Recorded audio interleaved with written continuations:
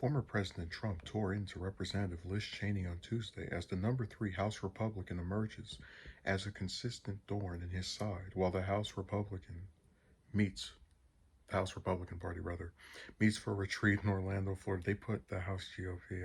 I sometimes just, the terms are synonymous for me.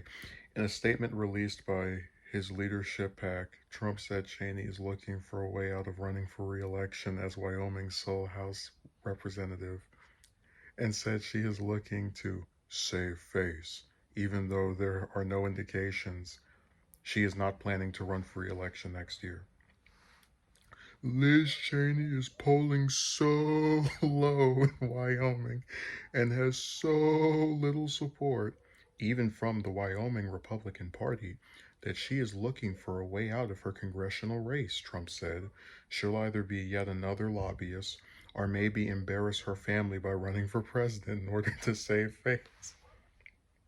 This warmonger fool wants to stay in the Middle East and Afghanistan for another 19 years, but doesn't consider the big picture, Russia and China.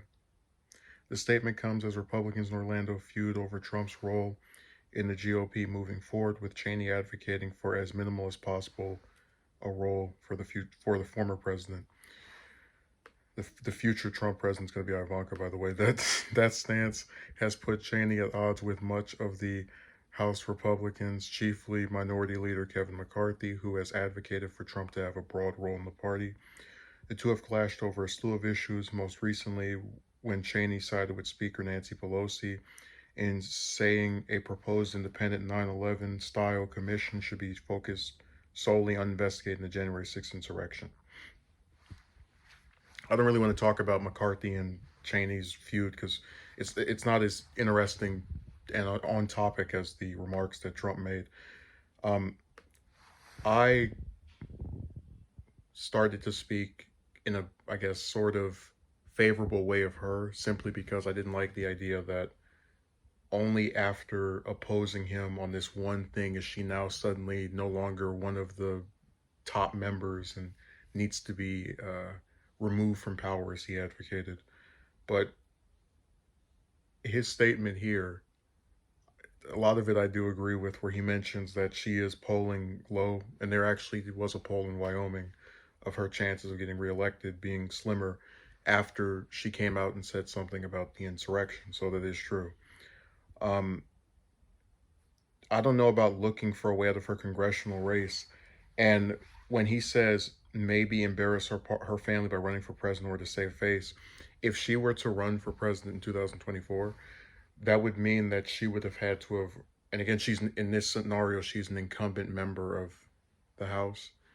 That would mean she would have had to have run for re-election in this cycle, so the 2022 cycle. So she can't run for president in 2024 as an incumbent to save face from getting reelected in 2022. But the part where he says, this warmongering fool wants to stay in the Middle East and Afghanistan for another 19 years. That is true.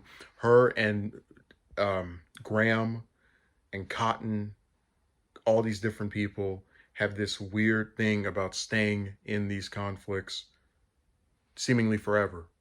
And it doesn't matter if it's 2021, 2031, 2041. As long as these people are in Congress, they are going to want to stay in these conflicts. They're always going to have some excuse for why we need to remain there for another year or 10 or 100.